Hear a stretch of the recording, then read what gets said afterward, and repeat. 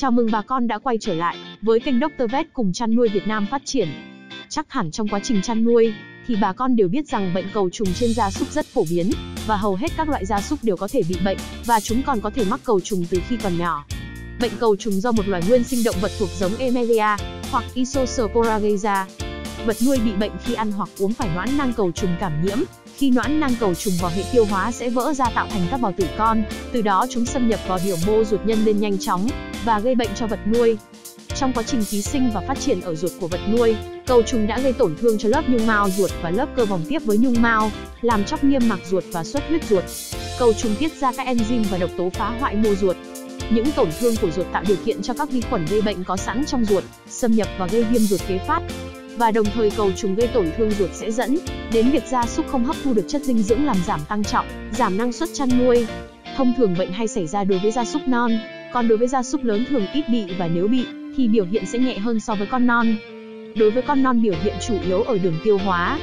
Một số biểu hiện của gia súc non bị cầu trùng thường thấy như sau. Ở bê con thường thấy có biểu hiện bê con đi ỉa phân nhầy, loãng, dính máu do cầu trùng phá hủy niêm mạc đường tiêu hóa và có thể kèm theo sốt, mất nước, chán ăn, có thể chết nếu không điều trị kịp thời. Trên heo con, thường xảy ra lúc heo 7 đến 21 ngày tuổi, khi bị thì heo con mệt mỏi, kém ăn, có thể bị nôn và biểu hiện chính của heo bệnh thường là tiêu chảy. Trong giai đoạn đầu heo bị tiêu chảy phân màu trắng sữa, rồi chuyển sang vàng, xám sền sệt, xanh lá cây, thậm chí chảy cả máu. Trên dê thường thấy dê con biểu hiện cũng thường là giảm ăn, tiêu chảy, phần nhầy, loãng, có lẫn máu. Và khi vật nuôi bị bệnh cầu trùng, thì bà con có thể sử dụng thuốc có thành phần tontrajuzin, diclajuzin, amprolium hoặc kháng sinh dòng sulfonamide như sulfamonomethocin, sulfadimidin, kết hợp với nhóm diaminopyrimidine như trimethoprim để điều trị. Nhưng hôm nay Dr. Vet sẽ hướng dẫn bà con điều trị cầu trùng trên gia súc một cách nhanh chóng, đơn giản và hiệu quả bằng sản phẩm Tontracopam. Sản phẩm được sản xuất bởi công ty VB Pharma. Sản phẩm với thành phần là tontrajuzin 5%. Tontrajuzin là một dẫn xuất của triarinol, hoạt động chống lại cầu trùng bao gồm tri Isospora và Emelia, giúp ngăn chặn tất cả các giai đoạn phân bào của cầu trùng bao gồm cả sinh sản vô tính và hữu tính, kiểm soát triệu chứng tiêu chảy hiệu quả và tránh tổn thương đường ruột do cầu trùng gây ra. Do đó, sản phẩm giúp phòng và điều trị hiệu quả bệnh cầu trùng trên gia súc như lợn, bê, nghé, dê, cừu, thỏ. Sản phẩm Tontracopam với dây chuyền sản xuất nghiêm ngặt bởi nhà máy chuẩn GMP. Sản phẩm có các thông số kỹ thuật đảm bảo cả về chất lượng và số lượng ổn định trong vòng 2 năm.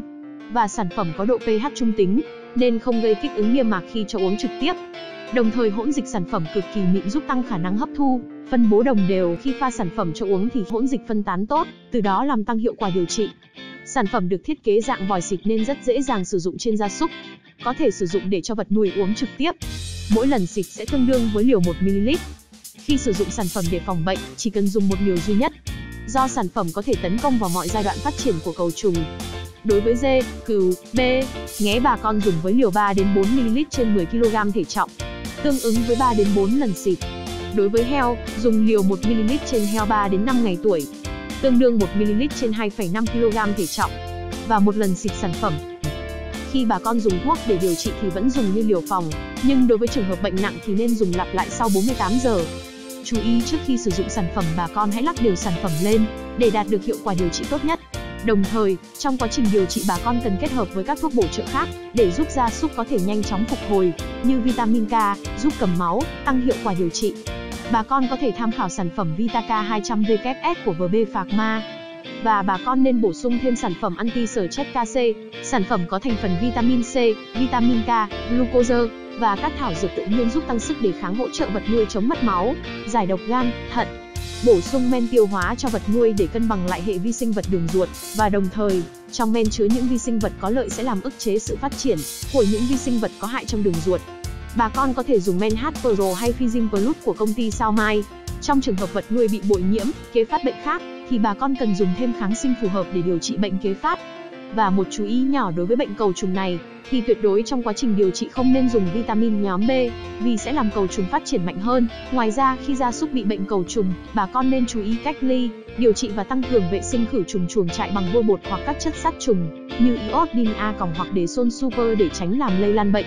Vì những con vật mắc bệnh nếu không được cách ly, điều trị kịp thời, sẽ đào thải noãn nang cầu trùng ra ngoài môi trường. Khi noãn nang này gặp điều kiện thuận lợi, sẽ phân chia và tạo thành noãn nang cảm nhiễm. Khi gia súc ăn, uống hoặc nuốt phải noãn nang cảm nhiễm đó thì sẽ lại bị bệnh. Vừa rồi Dr. Vet đã cùng chia sẻ tới bà con bệnh cầu trùng trên gia súc và cách phòng trị bệnh bằng sản phẩm Tôn Tra Cốc Păm. Hy vọng bà con đã có thêm nhiều thông tin hữu ích. Xin chào và hẹn gặp lại.